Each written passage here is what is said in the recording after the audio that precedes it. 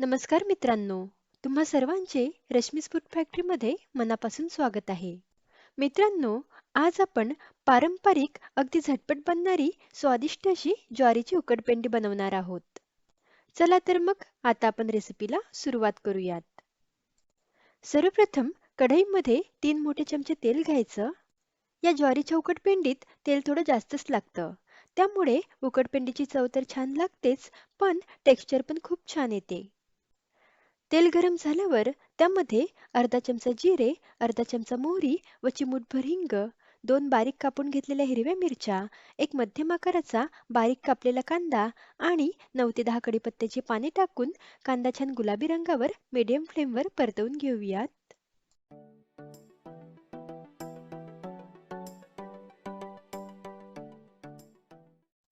कांदा छान परतवून झाल्यावर त्यामध्ये 1 कप चाळून घेतलेलं ज्वारीचं पीठ टाकून लो टू मीडियम फ्लेमवर 10 ते 12 मिनिटे पीठ छान परतवून घ्यायचं आहे.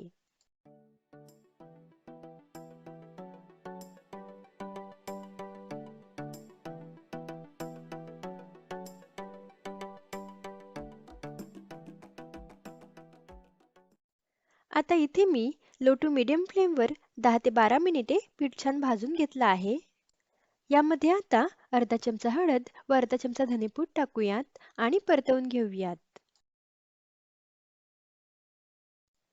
थोडं परतवून झालं की यामध्ये एक छोटा टोमॅटो बारीक कापून घालायचा आणि परतवून घ्यायचं. सुरुवातीला गॅसचा फ्लेम मीडियम ठेवायचा. नंतर मग पीठ गरम झाल्यावर गॅसचा फ्लेम लो करायचा. म्हणजे पीठ आणि मसाले करपणार नाहीत. टोमॅटो टाकल्यावर लो फ्लेमवर 4 ते 5 मिनिटे परतवून घ्यायचं. आता 5 मिनिटानंतर 1 चमचा लाल तिखट टाकायचं आणि मिक्स करायचं. परतवून घ्यायचं. हळद, धनेपूड आपण आधीच घातले होते, कारण ते करपत नाही. लाल तिखट आधीच टाकलं असतं तर ते करपलं असतं. म्हणून मी लाल तिखट शेवटी टाकत आहे. त्यानंतर 1 चमचा साखर टाकायची आणि मिक्स करायचं. चव खूप छान येते. आता यामध्ये 2 चमचे दही टाकायचं आणि मिक्स करायचं. टोमॅटो आणि दही दोन्ही टाकल्यामुळे उकडपेंडीला चव खूप छान येते. तुम्ही जर फक्त टोमॅटो टाकला तरीही चालेल. त्यानंतर यामध्ये चवीनुसार मीठ टाकून परतवून घ्यायचं आहे. हे ज्वारीचं पीठ मी 15 ते 20 मिनिटे छान खरपूस रंगावर परतवून घेतलं आहे. आपण जेव्हा पीठ परतवत असतो तेव्हा ते हलकं होत जातं. म्हणजे आपल्याला कळते की पीठ छान भाजलं गेलं आहे. आता यामध्ये गरम पाणी घालायचं आहे. उकडपेंडी तुम्हाला कशी आवडते, घट्ट की मोकळी, त्यानुसार इथे आपल्याला पाणी घालायचं आहे. ज्वारीच्या उकडपेंडीला पाणी थोडं जास्तच लागतं, कारण ज्वारीचं पीठ पाणी शोषून घेतं. तर मी सुरुवातीला 1 कप पाणी घातलं होतं.